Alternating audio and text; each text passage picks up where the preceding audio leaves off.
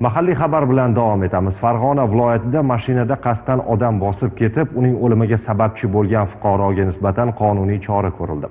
Holat tafsilotlari navbatdagi lavhada. Mana bu tasvirga e'tibor bering.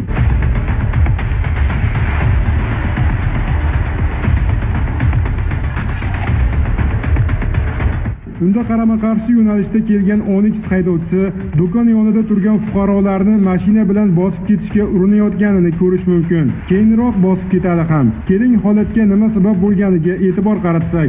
Avval ham 2 marta sudlangan qo'qonlik fuqaro Ibrohimov o'zganing nomida bo'lgan Onyx avtomashinasida Qo'qon shahar Amir Temur ko'chasida joylashgan mahalladoshining savdo do'koni yoniga keladi va signal chaladi.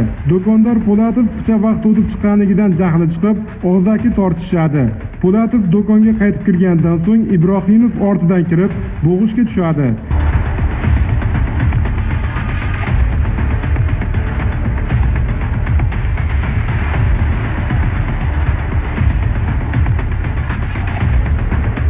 Ikkovlari biroz yo'qolishgandan keyin do'konchiga yengil tan jarohati yetkazgan Ibrohimov do'kondan 2 dona ichimlik suvini ochiqdan ochiq talon-taroj qilib, avtomashinada ketib yuboradi.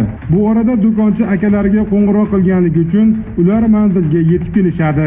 Ibrohimov oradan yarim soatcha o'tib qaytib keladi va jinoiy harakatlarini davom ettirib, yaqin atrofdagi svetoforning qizil chirog'i yongani va avtomashinalar to'xtab turgani uchun harakatni to'xtatib, transport vositasi orqasida turgan do'konchining akasiga qasddan tan jarohati yetkazish maqsadida katta tezlikda orqaga harakatlanadi. Nishondagi fuqaroni mashinasida bosib o'tadi va transport vositasi ostida jabrlanuvchi qolib ketganini bilsa-da, yana mashinani old tomonga harakatlantirib, g'ildiraklari bilan fuqaroni bosib o'tib, voqea joyidan qochib yashirinadi. Og'ir tan jarohatlari olgan jabrlanuvchi oradan 10 kun o'tib shifoxonada vafot etadi. Mazkur holat yuzasidan yuritilgan jinoyat ishi Beshariq tumani sudida ko'rib chiqilib, sudlanuvchiga Jinoyat kodeksining tegishli moddalariga asosan jazo tayinlandi.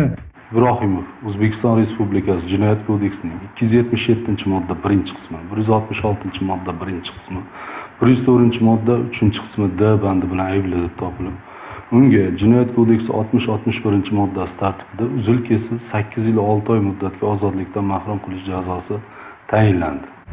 Jazoni qattiq tartibli koloniyalarda o'tash belgilandi.